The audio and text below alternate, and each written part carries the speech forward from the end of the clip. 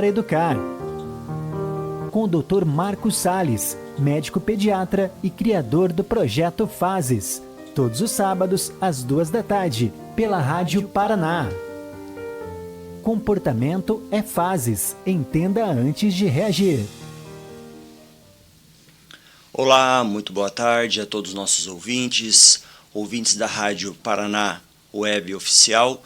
Para aquelas pessoas que estão adentrando agora por primeira vez no nosso programa Comportamento é Fase, é um programa que acontece todos os sábados às 14 horas, um programa na área de pediatria feito para você que quer aprender um pouquinho mais sobre crescimento, comportamento e desenvolvimento infantil. Mais uma vez, muito boa tarde e seja bem-vindo ao nosso programa. Como nós sabemos, esse fim de semana é um fim de semana dedicado aos pais, por ser o Dia dos Pais, e nós também, com muito carinho, fizemos um programa dedicado a você, pai. Hoje, o programa é especificamente a você, pai. Como você lidar com o seu filho, com a sua filha. Você vai aprender que muitas coisas que você faz vai interferir diretamente no crescimento e desenvolvimento do seu filho, vai promover um crescimento mais saudável ou não, vai promover gatilhos emocionais ou não, e vai promover momentos e eventos que ele pode levar para o resto da vida. Ele pode levar isso até na sua vida na adolescência, ele pode levar isso para a sua vida adulta. A forma como você lidar com seu filho pode interferir até nos seus relacionamentos. É isso que a gente vai conversar. Uma conversa baseada em evidência científica, uma conversa não para te julgar, não para te punir e não para te deixar triste. Uma conversa para te ensinar o melhor caminho a como ter um melhor relacionamento com o seu filho. Porque comportamento é fase e entenda antes de reagir. Em um momento que você entende seu filho, esse momento que você entende seu filho, você vai conseguir cada vez mais reagir por emoção e sim reagir com uma consciência tranquila, de forma racional. Por isso, seja muito bem-vindo. Hoje nós vamos falar exatamente sobre o tema o pai que seu filho leva para a vida. Primeiro, devemos saber qual que é a definição de pai. Qual que é a definição de pai para você? O que te ensinaram sobre isso? Porque pai não tem nada a ver com a definição ligada à forma biológica. Biologicamente, existem os pais que geraram determinados filhos, mas também tem os filhos que nós carregamos durante a vida, que não necessariamente são biológicos. Então, pai, a definição de pai não tem relação definitivamente ou somente com a biologia. A definição de pai é aquele momento em que você assume responsabilidades como afeto, educação, a forma protetiva e a ética do seu filho, ensinar ética para o seu filho. Então, dentro desse contexto de ser pai, entenda que para você produzir limites ao seu filho, você tem que estar presente. Para você ensinar ao seu filho sobre segurança, você deve estar presente. E para você ser exemplo ao seu filho, você também tem que ser um pai presente. Então, tudo se volta à presença do pai. Você deve ser presente. Isso é o fator mais importante. Porque uma vez que você ensina seu filho sobre a parte afetiva, a parte protetiva e ética, ele vai guardar isso como se fossem algumas caixinhas e isso vai moldar a sua personalidade. E cada vez que ele une algumas informações e isso molda a sua personalidade, isso pode se transformar em parte do seu caráter e ele levar isso para toda a sua vida. Um pai também deve oferecer sempre ao seu filho presença, limite, segurança e exemplo. Nós vamos ver que a maioria das vezes as crianças elas aprendem não pelo que nós falamos, mas por aquilo em que nós mostramos através do dia a dia, através dos nossos exemplos. E o nosso exemplo tem muito mais peso do que aquilo que a gente fala. Por isso, tenha sempre em foco. Seja um exemplo. Eu sei que meu filho está olhando, está percebendo o que eu estou fazendo, antes mesmo de pensar que aquilo que você fala é mais importante. O exemplo é mais importante do que aquilo que você fala. Você já parou para pensar que seu filho pode aprender muito mais com aquilo que você faz do que com o que você diz? Muitas vezes você pode pegar se pensando, meu filho, você chega ao seu filho e fala, meu filho, respeite as pessoas, seja responsável, não minta, tenha controle da sua raiva, trate as pessoas com educação. Mas ainda existe uma pergunta muito mais importante. Como que você lidar com essas situações antes mesmo de falar para o seu filho? Então, frente a uma situação em que você está cansado e vem uma pessoa conversar com você, como que você trata essa pessoa?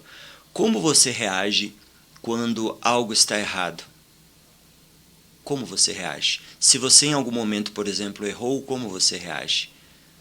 Você se confronta nesse momento? Você chega e fala, olha, me desculpe, eu errei, ou você não assume o erro e vida que segue? E como que você conversa quando você está de saco cheio, você está cansado com alguma coisa, você está irritado?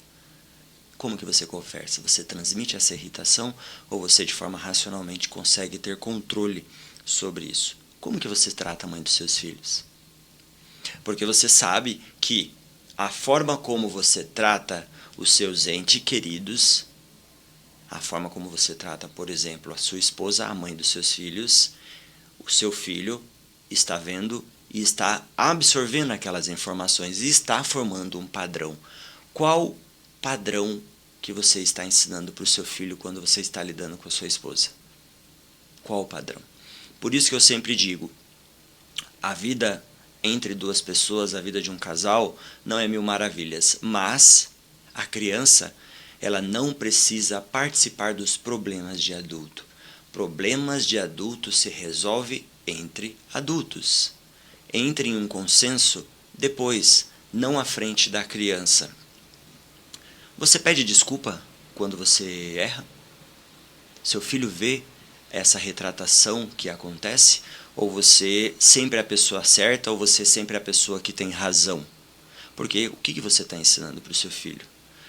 O mais importante não é ensinar ao filho que você é um pai que nunca erra, que você é um pai que sempre tem a razão, que você é o ser soberano que sabe tudo e tem a razão sobre tudo. Porque isso não existe. O que você tem que ensinar ao seu filho é que em determinados momentos você vai errar sim, porque você é um ser humano. Mas você tem a capacidade de reconhecer os erros e você tem a capacidade de pedir desculpa. Sabe, humilhar-se no sentido de reconhecer a culpa e passar para a próxima fase. Olha, eu errei, me desculpa, não vou fazer mais, foi um lapso, eu tenho a consciência que errei, vamos para frente. Porque nesse momento, o que você está ensinando ao seu filho? Que a vida, isso é a vida. Em momentos da vida você vai acertar, em momentos da vida você vai errar, e o momento em que você errou, você está ensinando a ele que em determinados momentos em que ele errar, não é feio assumir a responsabilidade, não é feio chegar e falar eu errei. Isso faz parte também de um crescimento, tá bom? E você demonstra amor para o seu filho? O que é amor para você? Porque eu sei que os pais de antigamente, e eu não estou dizendo de forma pejorativa, os pais de antigamente, eles pensavam que qual era a função do pai? Manter, prover. Então o pai tinha que trabalhar e produzir renda, produzir dinheiro para ser pago as contas da casa. E eles não se importavam tanto com a parte afetiva, porque uma vez o foco deles era ser produtivo e a parte afetiva ficava mais com a mãe. Mas nós sabemos que a criança ela precisa grandemente da parte afetiva masculina. Então você já disse para o seu filho que ama ele? Você já disse para o seu filho que ele é a pessoa mais importante do mundo para você? Você já olhou nos olhos dele e disse, pode contar comigo, independente da situação, seja boa ou seja ruim, conte comigo. Eu sou seu pai e eu vou estar ali para nós tomarmos junto a melhor decisão. Porque enquanto criança, ele vai te ouvir. Mas se você não construiu tijolo por tijolo esse sentimento de afetividade, de preocupação com seu filho, ele vai entrar numa outra fase que a gente vai ver, que é a fase da adolescência e do adulto jovem, em que já o que você acha já não tem tanta importância. E se você não construiu passo a passo essa segurança emocional, na adolescência você vai perder o vínculo com o seu filho. Então, antes do seu filho compreender seus conselhos, ele sempre estará observando os seus comportamentos. Porque ensinar um filho é como um espelho. Você já se viu no espelho? Tudo que você faz frente ao espelho, o que acontece? É repetido. Nada, nem a mais nem a menos, sai daquele padrão. Então nós vamos ver que não é sobre a criança que nós vamos falar agora. Não é sobre somente o adolescente que o seu filho ele pode se tornar. É sobre, lá na frente, aquele adulto que vai estar longe de você, que vai ter que tomar decisões, enfrentar frustrações, construir relacionamentos, passar por dificuldades, escolher caminhos certos ou errados, mas ele vai escolher caminhos, e aí é outro ponto que depois de um determinado momento você já passou todas aquelas informações, todos aqueles conselhos que você deu para o seu filho, e ele vai ter que tomar decisões. E muitas vezes as decisões que ele vai tomar não são as decisões que você queria que ele tomasse. Mas lembre-se de uma coisa, se você construiu e você mostrou para ele o caminho correto, nem que ele não tome a decisão que você queria, ele tem esse direito. Ele tem esse direito. Porque você, em algum momento da sua vida, também teve o seu direito.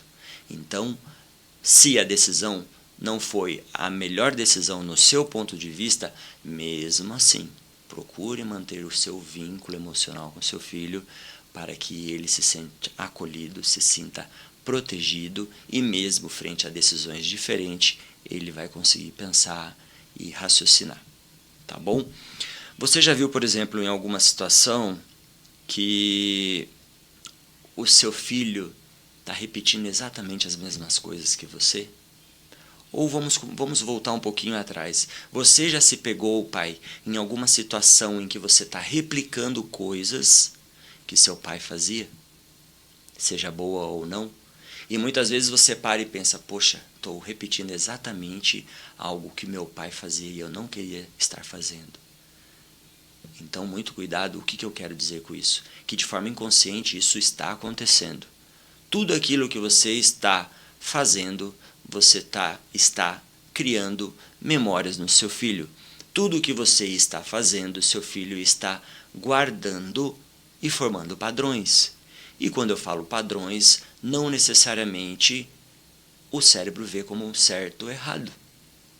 Porque ainda a parte racional, que é a parte pré-frontal do córtex, a parte mais anterior da nossa cabeça, na criança e na adolescência não está formada. Mas a parte emocional, sim. Então, muitas vezes, seu filho, você vai perceber que seu filho está tomando decisões, está fazendo coisas, trejeitos, movimentos que são seus. E eu já me peguei em algum momento triste, porque eu vi meu filho repetindo coisas que eu não gostaria que ele repetisse, mas que são coisas, que são formas de ver o mundo minha. Então, isso que eu quero que você aprenda, que o seu filho está refletindo o seu comportamento, o seu filho, mesmo de forma inconsciente, ainda às vezes não havendo linguagem, o seu filho está aprendendo com você. Então, uma vez que você é a grande influência para o seu filho, saiba que essa influência ele vai levar para toda a vida, porque isso está sendo gravado em algum lugar lá no cérebro dele de forma profunda, e isso vai se transformar em uma personalidade. O importante, por exemplo, é compreender, antes de falarmos dos nossos filhos, é compreender a nossa própria história.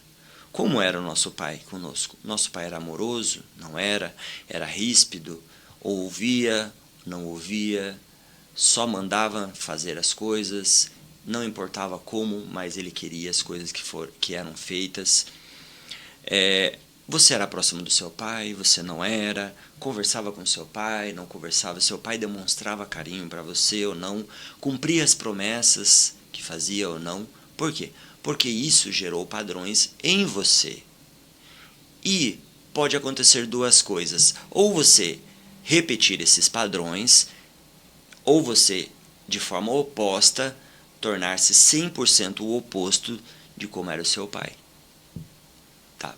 Então, devemos conhecer as nossas próprias frustrações, as nossas próprias vitórias, conquistas e parar e pensar como que eu lidei com todas estas situações. Porque uma vez que nós conhecemos a nossa forma de agir frente às nossas situações, nós vamos também aprender a agir frente às situações que vão acontecer com os nossos filhos. Talvez alguma dessas respostas não sejam tão confortáveis. Talvez gere um pouco de dor. Se você realmente parar e pensar, será o que eu estou fazendo está correto ou não? Ou tudo aquilo que eu aprendi do meu pai eu devo replicar no meu filho? E talvez a resposta seja não. Mas a proposta de hoje não é julgar você, não é julgar o passado. É impedir que esses padrões sejam repetidos sem que você perceba. Porque a partir do momento que você percebe o padrão, você pode tomar a decisão, quero repeti-lo ou não.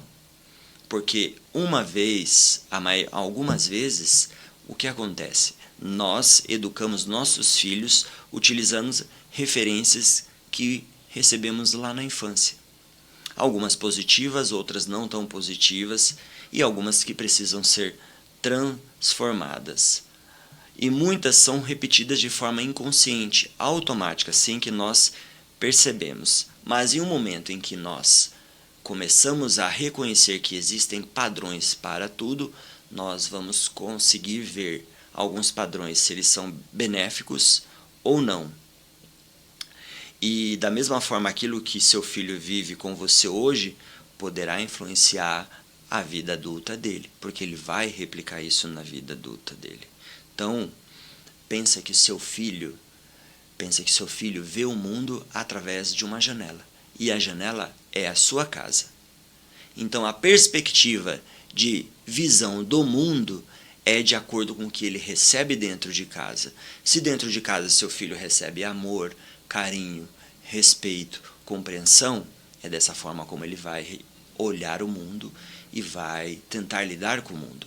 Agora, se na perspectiva de visão dentro de casa ele não tem espaço, ele não é compreendido, é um ambiente extremamente irritado, é um ambiente que não tem palavras apropriadas para a sua idade, o que ele vai replicar?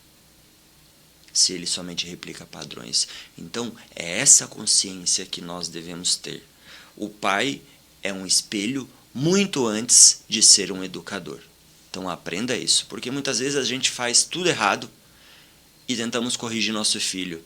E o nosso filho para e se pega pensando em um determinado momento. Mas meu pai está falando para mim não fazer isso, e ele faz. Meu pai está falando para mim ser um pouco mais educado, e ele não é. Então, entenda que você é um espelho, e como um espelho, seu filho está replicando aquilo que você está fazendo. Quando nós pensamos em educação, normalmente nós pensamos em quê?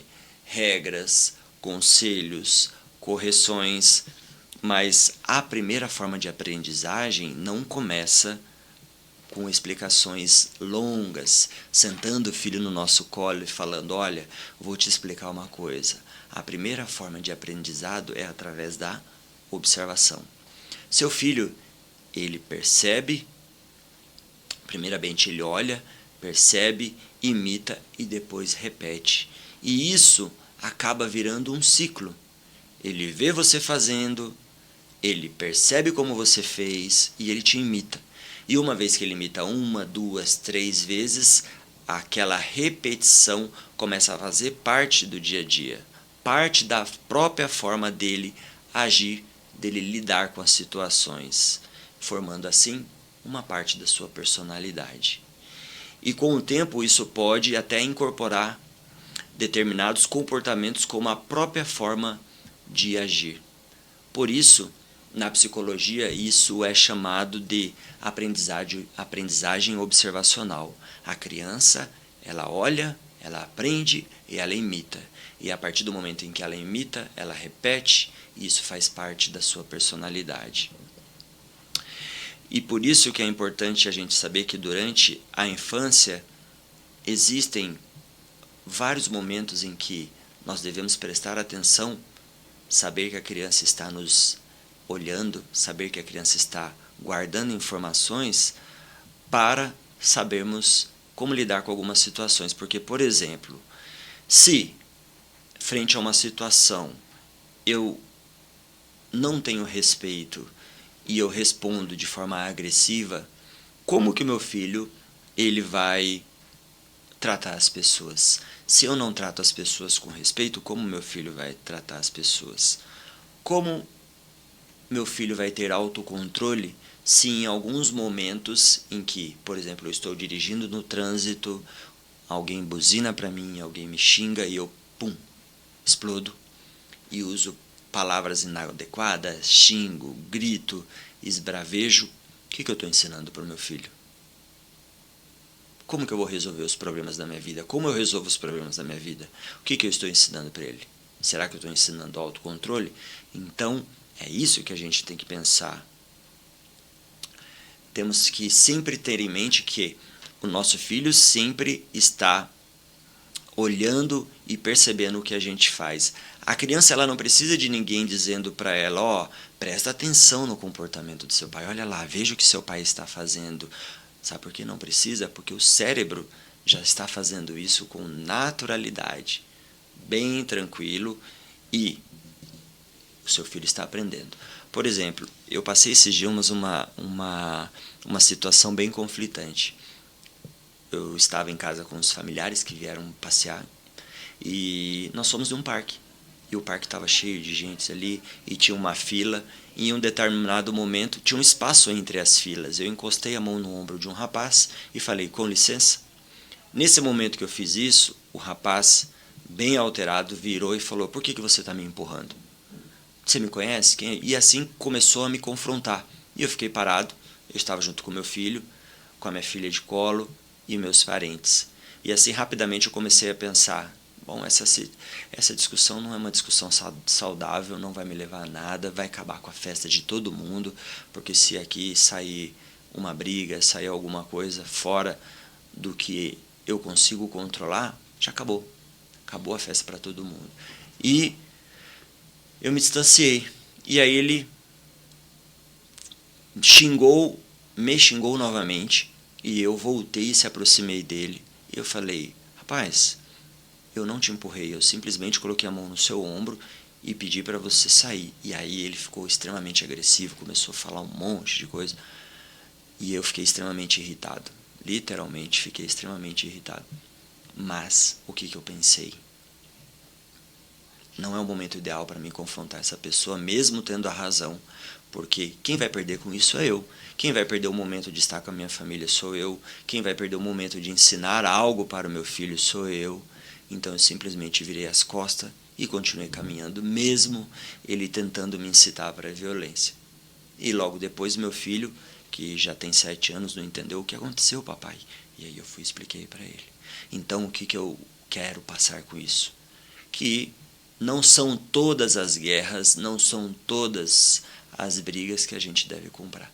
Depois que você tem filho, a preferência, a prioridade é seu filho. Então, em todas as situações, você tem que primeiro pensar na sua família. Mesmo que isso, às vezes, te custe virar as costas, sair andando, parecer aos outros que você estava com medo, parecer aos outros que você não tinha coragem. Isso não importa, porque a prioridade é quem? O seu filho.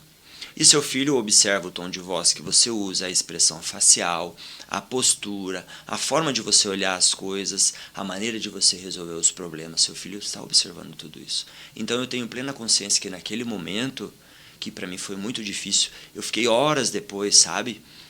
martelando aquilo, nossa, que raiva, que vontade de ter resolvido aquilo de outra forma. Mas ao mesmo tempo fiquei muito feliz depois quando meu filho veio conversar comigo e ele entendeu que tudo aquilo que aconteceu não deveria ter acontecido, e existem situações que você simplesmente você tem que sair fora, você tem que virar as costas, sabe? Porque ninguém tem a capacidade, eu sempre digo, ninguém tem a capacidade de desestabilizar você. A pessoa ela tem capacidade de lançar palavras contra você para tentar te desestabilizar. Mas quem tem a chave que abre o acesso para que aquilo entre dentro de você e cause dano ou não, é só você. Então, se aquilo não faz bem para você, sai fora, como diz o ditado. Levanta e sai caminhando. Ou deixa entrar por um ouvido e saia pelo outro, porque aquilo ali não é a sua prioridade. E muitas dessas informações que a criança ela vai gravando durante a sua vida, ela vai levar para a sua vida toda e vai criar um formato de maturidade, de interpretar essas informações. Isso significa que o pai, ele ensina mesmo quando ele não está pensando em ensinar. E isso significa que você está ensinando o seu filho mesmo em momentos que você acha que não. Quando você enfrenta uma dificuldade, quando você erra, quando você pede desculpas, quando você às vezes tem que se humilhar, quando você às vezes tem que acolher, tem que mostrar afeto, se silencia, cumpre uma promessa. Isso você está ensinando o seu filho. Eu já me peguei em situações que, por exemplo, meu filho pegou e falou: pai, nós vamos fazer tal coisa? Eu falei: poxa filho, hoje eu não sei se vai dar. Ah pai, mas você prometeu.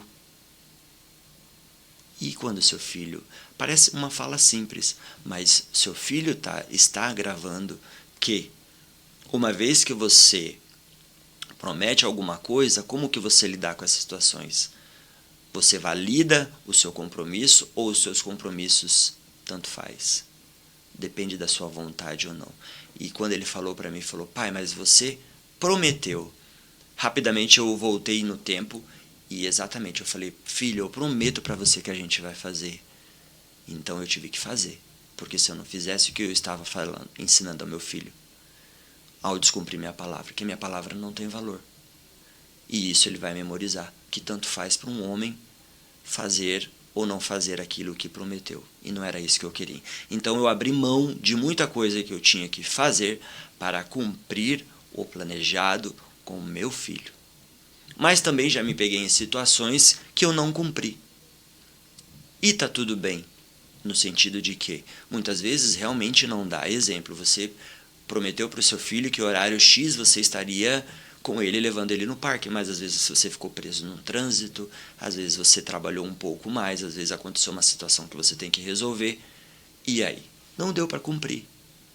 E tá tudo bem, mas tudo bem a que ponto? Ao ponto de que você chega, chama o seu filho e explica ao seu filho: olha, eu não cumpri isso com você porque aconteceu isso, isso e isso. Porque uma vez que você mostra para ele que o não cumprir estava atrelado a algo que impediu, tá tudo bem. Ele vai entender que realmente você queria cumprir e não teve chance de cumprir. Mas quando você não dá satisfação, o que você está ensinando? Que tanto faz. Que tanto faz a decisão que ele tomar hoje ou a decisão que ele tomar amanhã. O importante é ele fazer o que ele quer fazer e não o que os outros pensam. Mas não funciona assim. Lembre-se que você está formando uma personalidade e aquele agrupamento de informações vai moldar o caráter do seu filho. E aí é o perigo, porque uma vez que você molda um caráter, isso nós podemos carregar para o resto da vida. Não que isso não possa ser trabalhado lá na frente, não possa ser modificado. Pode, mas será muito mais difícil do que na primeira infância, do que na infância e na adolescência você tentar mudar isso. Porque o que acontece no cérebro da criança? Existe um fenômeno que nós chamamos de neuroplasticidade. A neuroplasticidade nada mais é do que a capacidade que o cérebro tem de adaptação e aprendizagem. Então, estamos em um processo de formação de conexões neurais. Os neurônios estão tentando se conectar e, com isso, buscando informações, abrindo caixas, guardando essas informações. E por isso essa neuroplasticidade. O cérebro ele pode se adaptar a situações e aprendizagem. Um dia aprende mais, um dia aprende menos, se adapta, mas isso você tem que fazer repetidamente. Essa construção de conexões, elas não são construídas por grandes experiências. Então, o interessante da neuroplasticidade é que não foque em coisas grandes para ensinar seu filho, porque o cérebro ele não funciona assim. A construção dentro desse processo de adaptação e aprendizagem é feito tijolinho por tijolinho. Todos os dias, quando você conversa com o seu filho, você ensina algo para o seu filho, seu cérebro vai memorizando isso e vai guardando. Então, quando você promete algo para o seu filho e não cumpre, você guarda um padrão. Agora, quando você promete e cumpre, também gera um padrão, tá? E esses padrões, eles vão sendo repetidos. E se a criança vive repetidamente em um ambiente que tem diálogo, onde os conflitos dela podem ser resolvidos através de uma conversa, isso vai gerar um padrão. Mas também se a criança ela vive num ambiente em que quem grita mais tem mais autoridade e os outros obedecem, isso também vai gerar um padrão. E como ela vai querer resolver os problemas da vida dela?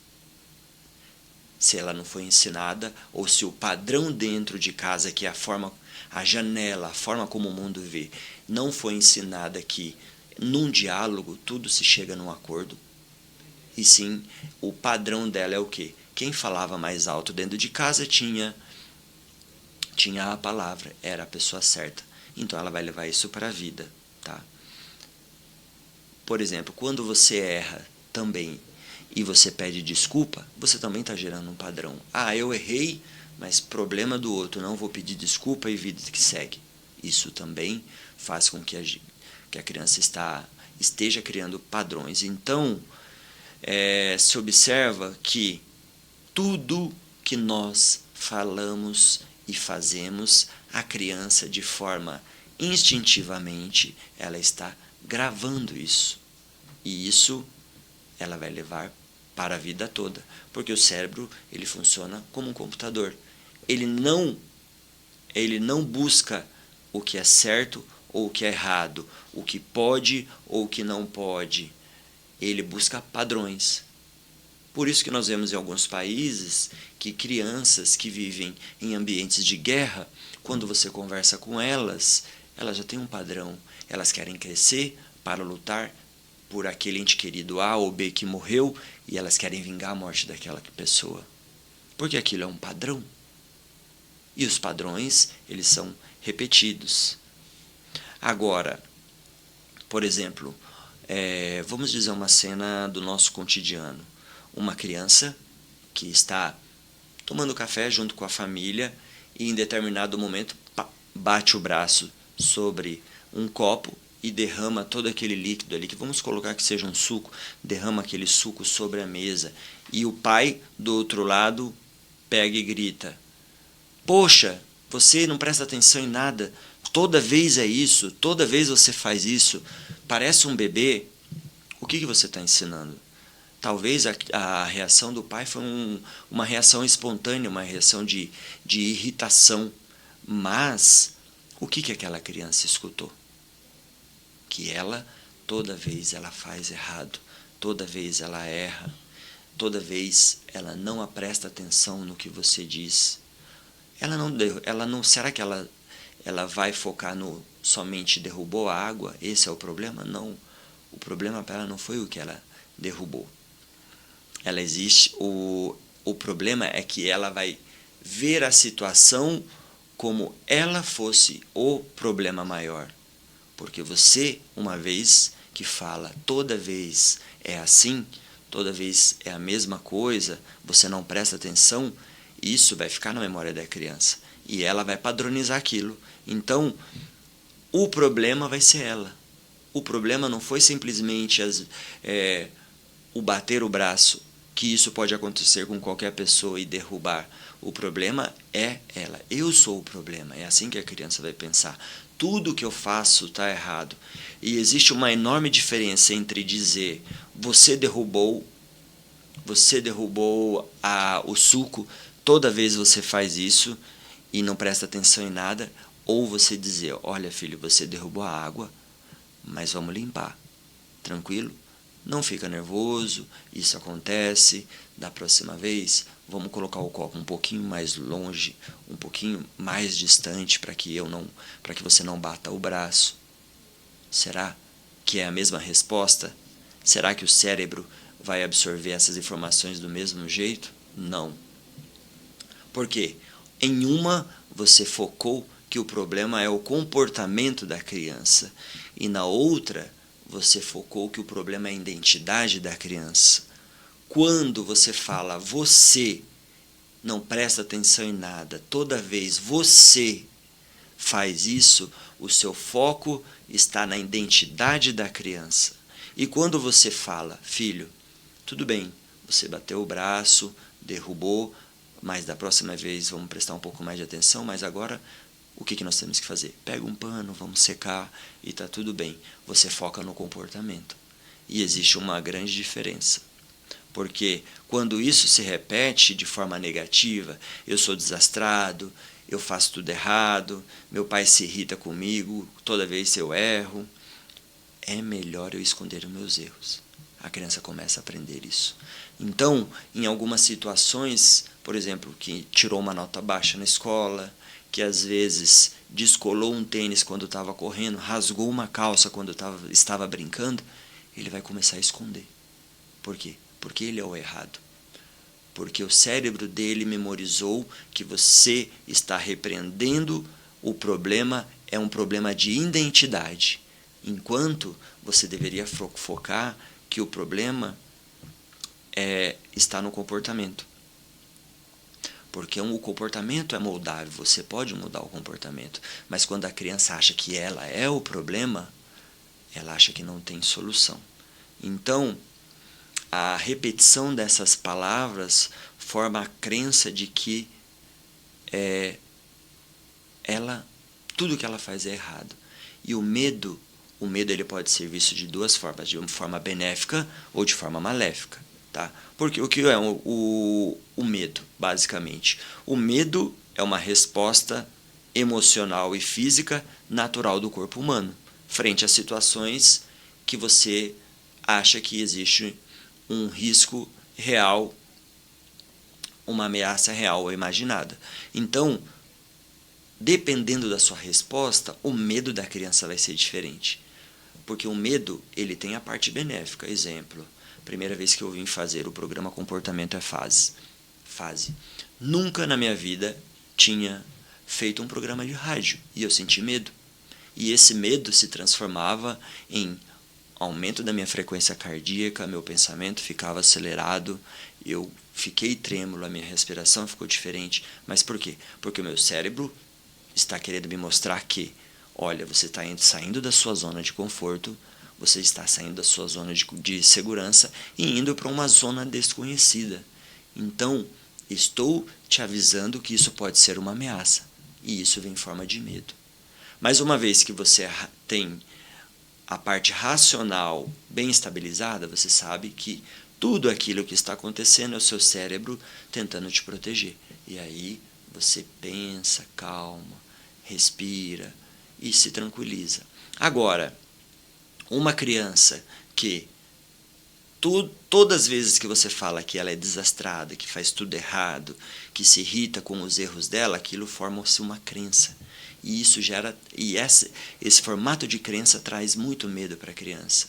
E aí o medo dela, ela vê de outra forma, como uma ameaça real. Ela não quer passar por aquilo, porque não é um medo que lhe protege, que vem para lhe proteger. É um medo que vai lhe trazer dor, vai lhe trazer preocupação, e ela sabe que do outro lado sempre vão julgar ela, nunca vão ajudá-la. Então, como isso pode aparecer na infância? A criança ela vai começar a ter medo de errar, vai evitar situações simples, por exemplo, vamos num parque, vamos, olha, vamos brincar de pular de pedra em pedra, ela não vai querer. Por quê? Porque o cérebro dela está dizendo que se em algum desses momentos eu pular, cair, meu pai vai brigar comigo. Então, a criança começa a desistir rapidamente de situações que seriam corriqueiras. Problemas, vai começar a esconder problemas. E, logo após isso, a criança também começa a mentir, com o medo da punição que virá frente a situações, frente a coisas que ela fez de errado. Então, qual que é a forma correta? Seu filho fez alguma coisa errada? Por exemplo, lá em casa a regra é a seguinte: independente do que você fez, certo ou errado, vamos sentar e conversar para achar a melhor resposta para aquela situação. Se você passar por alguma situação e esconder de mim e não me contar, aí a conversa vai ser diferente. Por quê? Porque eu sempre deixei claro, durante a vida, todas as pessoas, o homem, a mulher, a criança, o adolescente, eles vão errar. E quando eu falo para o meu filho que independente da situação que ele estiver fazendo, ele errar ou não, errou. Bom, meu pai disse que independente, vamos lá e vamos sentar e conversar. Porque a responsabilidade dele vai estar sendo dividida comigo. Ele tem consciência disso. Mas a partir do momento em que ele oculta, não me conta, ele está assumindo toda a responsabilidade. Então, o que é mais fácil? Eu dividir uma responsabilidade ou eu assumir toda a responsabilidade? E eu trabalho muito nesse sentido. Olha, isso que você fez não deveria ter feito, mas por você ter me contado que foi o acordo que a gente fez, então você tem consciência que errou. Vamos trabalhar a consciência da criança. Olha, não faça mais isso por isso e isso. Você gostaria que outra pessoa fizesse isso com você? Você não gostaria. Então, aquilo que você não quer para você, não faça para o outro. Tá? E pode também a criança apresentar irritação ou ansiedade quando acredita que, se ela contar, ela vai ser criticada. Então, ela também, às vezes, pode começar a não querer estar presente em alguns ambientes, com a possível ameaça ou imprevisibilidade que pode acontecer. E aí ela sair do padrão emocional dela. Então, por exemplo, uma escola nova, uma sala nova, ela já não vai querer ir, porque é um local que ela não conhece, ela tem medo de ser criticada, seja pela sua roupa, pelo seu trejeito, pelo seu cabelo, por alguma coisa. Ela tem esse medo e ela não quer encarar essa ameaça, porque essa ameaça, para ela, é uma ameaça real. Já na adolescência, as coisas começam a mudar um pouco, porque se você construir uma base sólida de confiança no relacionamento com o seu filho, de qualquer forma, o seu filho ele vai começar a procurar ambientes diferentes para a construção da sua identidade. Quer pertencer a algo, quer fazer parte de algo, mas nessa construção de algo, quando alguma coisa acontecer errada, a base familiar é sólida. Ela confia em você, então ela vai vir e tirar dúvidas com você. Agora, se você já não teve uma construção boa e eficaz de relacionamento com seu filho, na adolescência ele vai se distanciar grandemente de você, porque ele não é entendido por você, e sim entendido pelos amigos, e nada mais do que justo, porque todos nós procuramos fazer parte de algo durante a nossa vida. Então o adolescente, na adolescência, vai procurar uma bolha social em que abrace ele. E às vezes essa bolha social pode vir em desencontro com aquilo que você ensinou. E quando você confronta, cada vez mais, de forma inconsciente, você está ensinando o quê?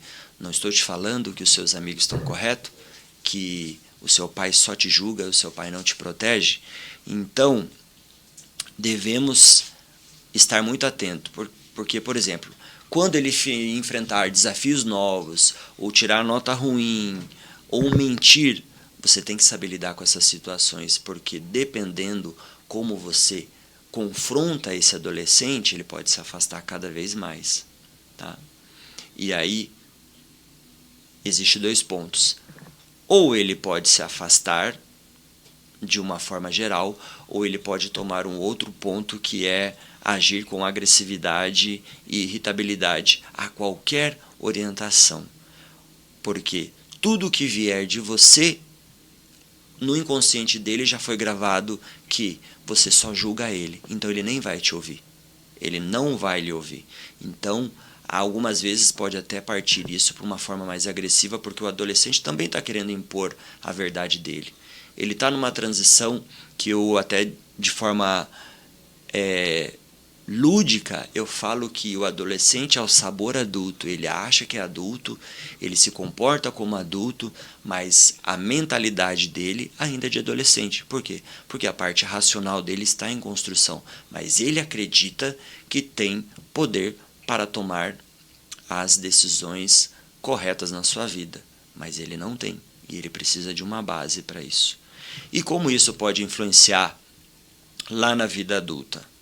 Talvez, quando ele cometa um erro no trabalho dele, ele evite falar do erro que ele cometeu, ao invés de ele procurar um outro amigo falar, olha, eu errei isso daqui, eu vi que você acertou, como que faz para me resolver esse problema e da próxima vez não errar? Não, ele simplesmente vai ocultar o erro dele.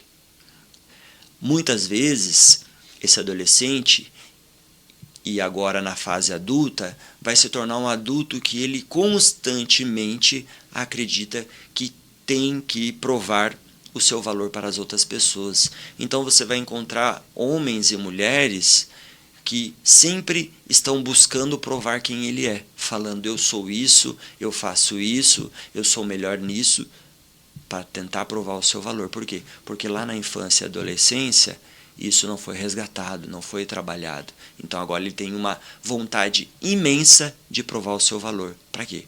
Para ser aceito pelas outras pessoas. E qualquer crítica ele rejeita, porque a crítica ele não vê como parte da construção de um ser melhor. Ele vê a crítica como algo que é rejeitado, como uma rejeição.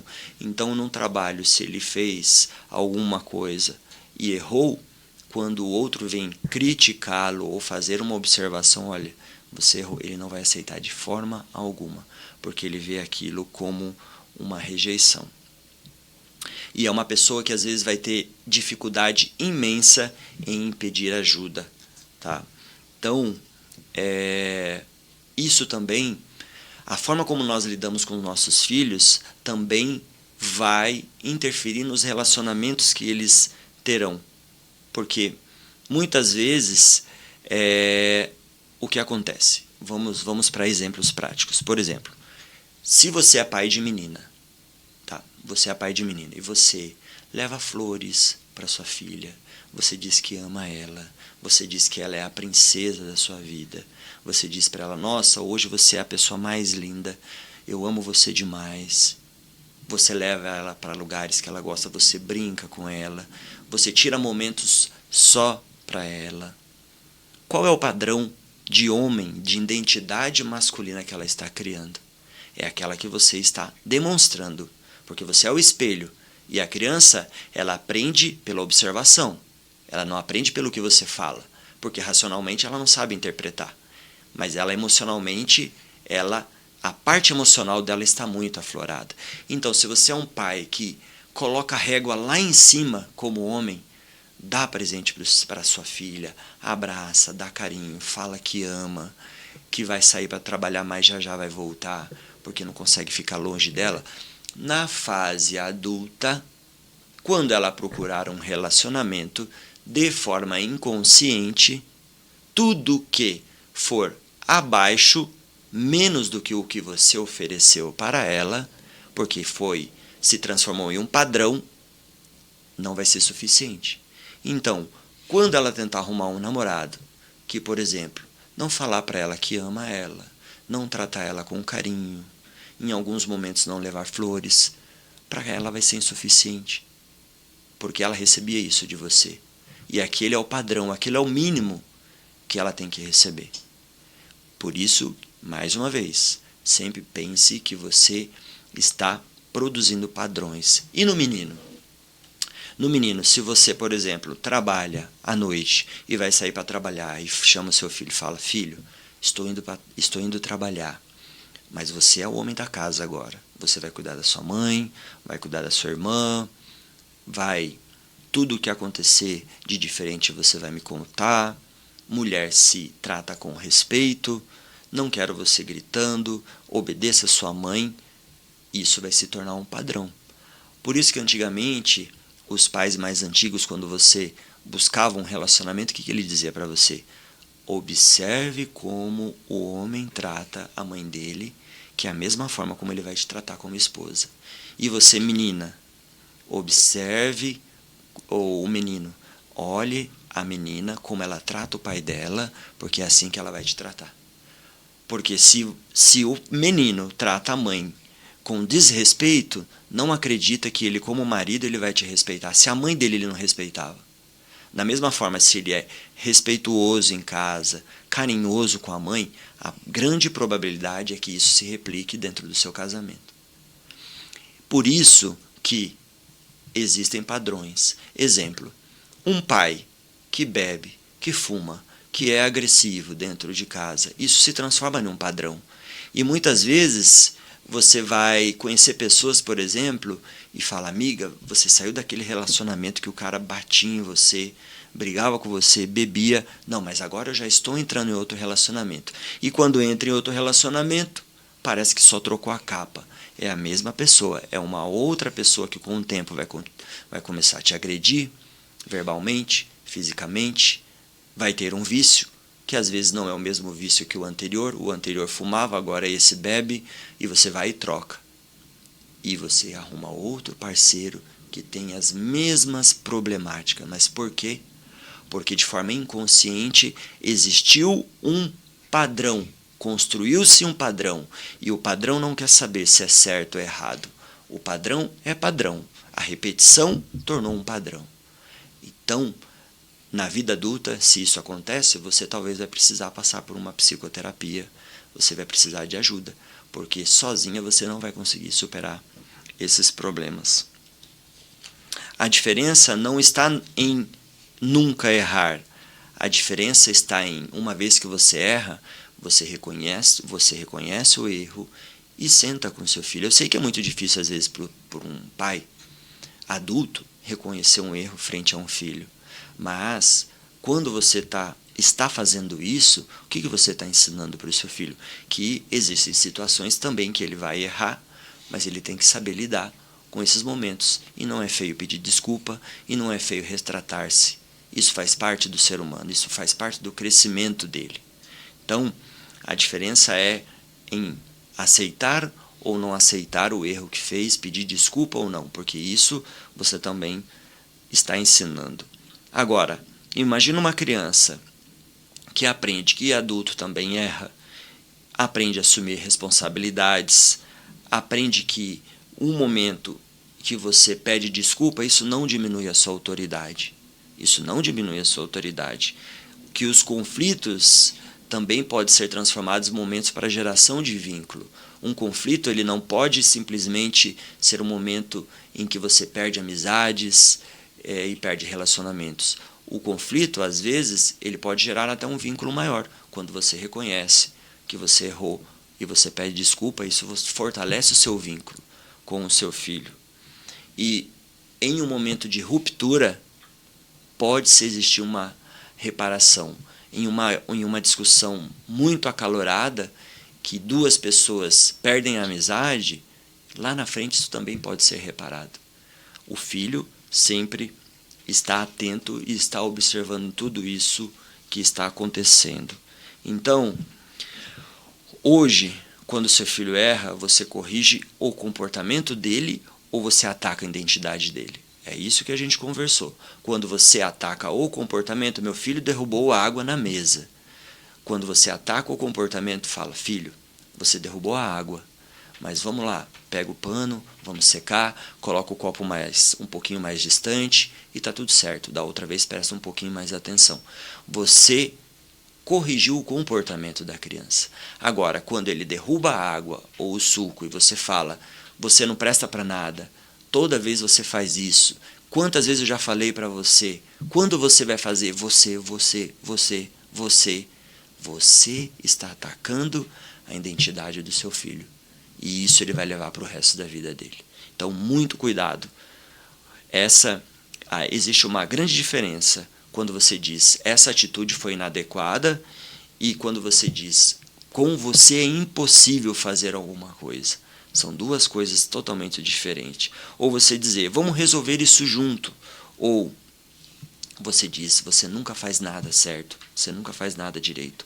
Qual é a diferença? Que uma frase orienta a mudança de comportamento, mas quando você ataca a identidade da criança, você não ensina nada, pelo contrário, você machuca e gera traumas que ela vai levar para o resto da vida. Por isso, hoje, pai, eu quero deixar para você algumas observações. Primeiro, observe seu comportamento. Não tente julgar a criança ou falar com a criança sem primeiro olhar o seu comportamento, porque às vezes a criança simplesmente está replicando o seu comportamento. E se é um comportamento certo, ok, está replicando coisa boa. Mas se você tem um comportamento frente àquelas situações inadequadas, seu filho também está replicando o mesmo comportamento. Então, como eu vou cobrar respeito de uma pessoa se eu não respeito ela? É mais ou menos nesse sentido. Como eu vou cobrar que meu filho faça algo se eu não faço? Segundo, é o que acabamos de falar.